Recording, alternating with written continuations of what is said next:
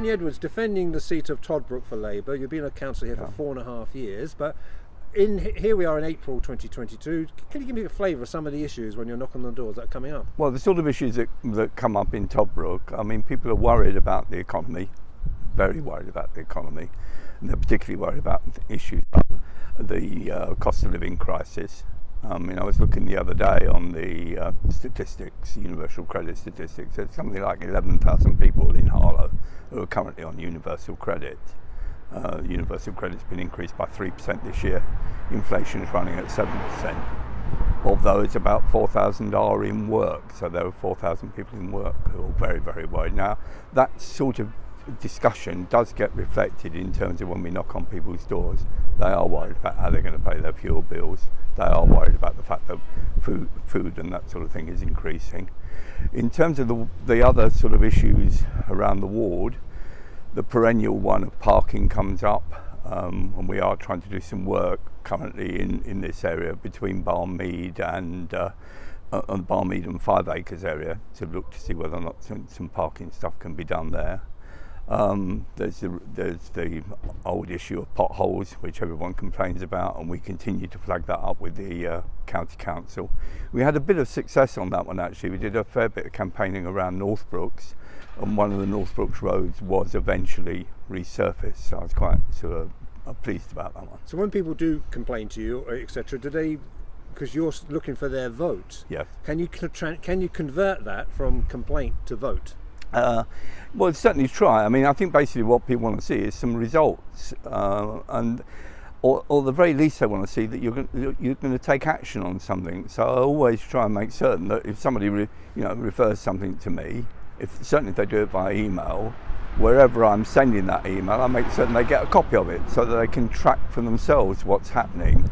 And I also make certain that I send back to them what the results of any inquiries, etc., that I've managed to carry out. You have been described by others as a really hard-working councillor, and we saw an example when you get an issue. For example, the lady in the night in Bishopsfield. Yep. These are serious issues that take a lot of work, don't they?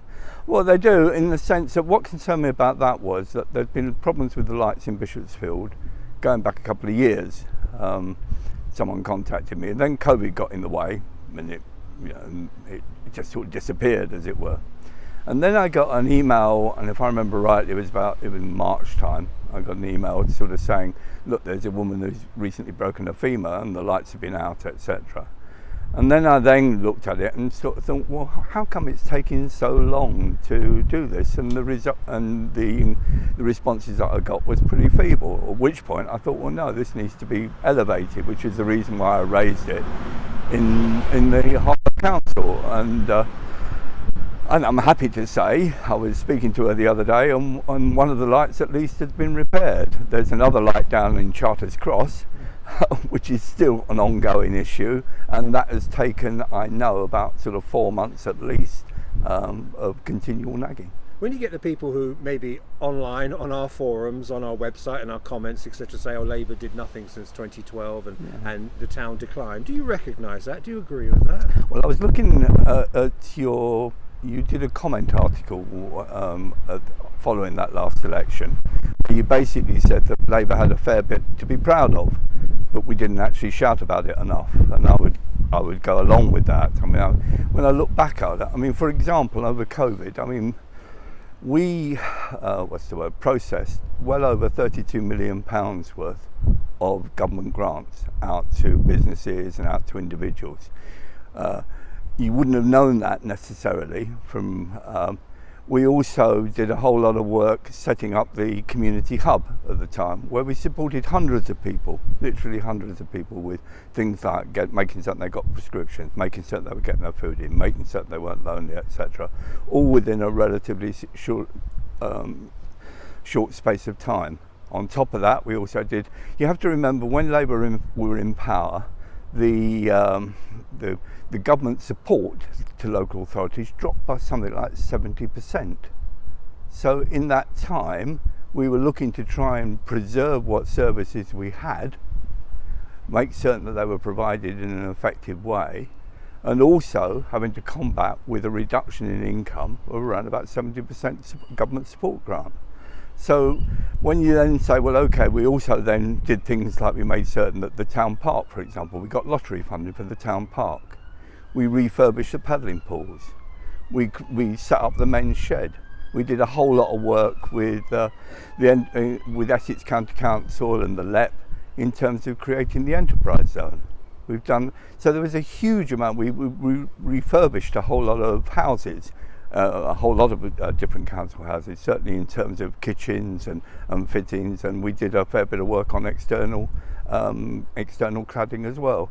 So there was a huge amount of work there which we could be very, very proud of, and it was a pity that in one respect that it got lost in the political sort of what's the word I'm looking for, the cloud that hangs over politics sometimes. A lot of the hard-working councils, amongst councillors, and we know that you know that officers are the professionals who advise and you decide. A lot is on those committees, isn't it? When it's licensing or planning, and indeed scrutiny. Have you enjoyed your time at scrutiny? Because you do.